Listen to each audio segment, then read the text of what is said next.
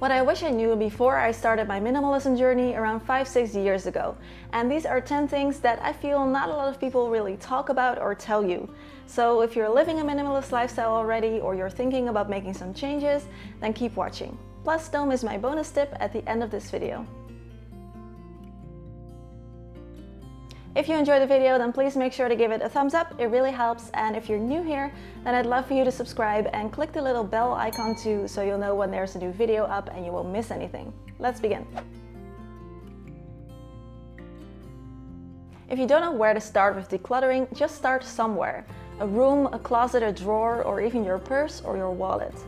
Of course, minimalism is about a lot more than just decluttering, but I feel like getting rid of all the excess really helps to get things going, get things moving.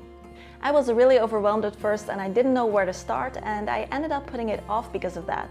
Eventually, I just tackled one dresser and everything started moving from there. Sometimes decluttering can make things messier in the beginning. Don't fear the mess. Especially if you do it by category and you collect all your clothes or all your accessories, for example, and you have them all out in a big pile, you can kind of start to feel like, what have I begun? It can be a big mess. Just take a deep breath, grab one item from the pile and start.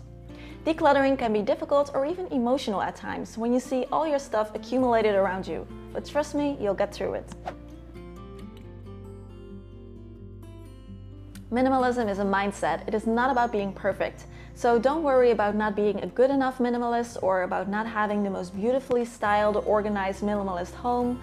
You're gonna still have things, you're gonna still have clutter sometimes, especially if you have kids or pets around. You know, you're alive, things will get messy, don't worry about it. Minimalism does mean, however, that you might have systems in place to easily tidy up and prevent the clutter from spreading and overwhelming you. As you start exploring minimalism, you may get judged sometimes. Some people might not really understand what it is that you're doing, why you're giving away your things, because we're all trained to want to have more things, not less. Sometimes people might say that you're hurting the economy, or they might think that you're being cold because you don't really seem to value gifts or sentimental items as much. Or it can be the other way around, people telling you that you're not doing it right, that you still have too much stuff to be called a minimalist. Either way, just let them talk, it doesn't reflect on you. Sometimes people will be really interested in your story and ask you questions about it, and this can spark some really interesting conversations. So don't hate the haters and just keep doing your thing. I'm curious, have you ever experienced this? Let me know in the comments. You may have experienced this yourself, or maybe not at all, but minimalism is not always easy. We are all human and we live in a society, at least I do, where we are bombarded with impulses all day, and sometimes it can be really hard to walk past a sale or not buy the newest phone. Or it can be difficult to declutter certain rooms of your house because the items there remind you of lost identities. Don't worry, it will eventually make everything easier, so just keep going.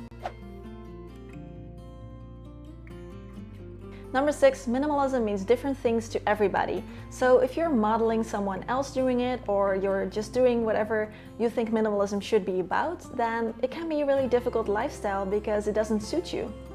There are no set rules. You can be a minimalist and still have lots of books, for example, if they truly give you joy. I still have a PlayStation. Some might say that's not very minimalist of me, but I truly enjoy playing a game sometimes. So have it suit your style and your preferences. Empty spaces can be okay. When I first started decluttering, seeing the empty shelves and empty drawers kind of freaked me out because we get so conditioned to accumulate stuff and to fill up our storage. So if you start to feel that way, know that you don't have to replace it with anything else, just leave it empty. Number 8, minimalism is not a quick fix. It will make everything a lot more easy breezy, and you'll be more flexible and you'll appreciate everything you have a lot more, but it's not going to magically solve all your problems if you have any. I actually don't believe there is any such thing, we just do what we can. It is okay to make things easier for yourself when it comes to resisting buying new things that are unnecessary. It actually took me a long time to unsubscribe from newsletters and not always check out sales. Maybe there was a bit of FOMO involved too, like if I get it now, I'll get a great deal. Don't make it harder for yourself than it has to be. You cannot want what you don't know.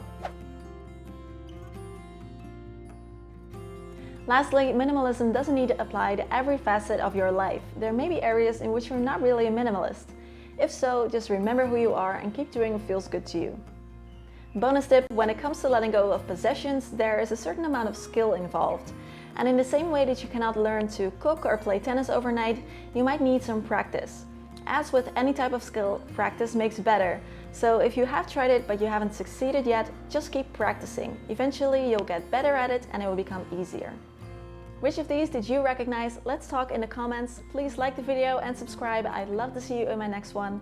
So if you want to start decluttering right now, then click here. And if you are a perfectionist, then watch this video. Have a lovely day. See you soon.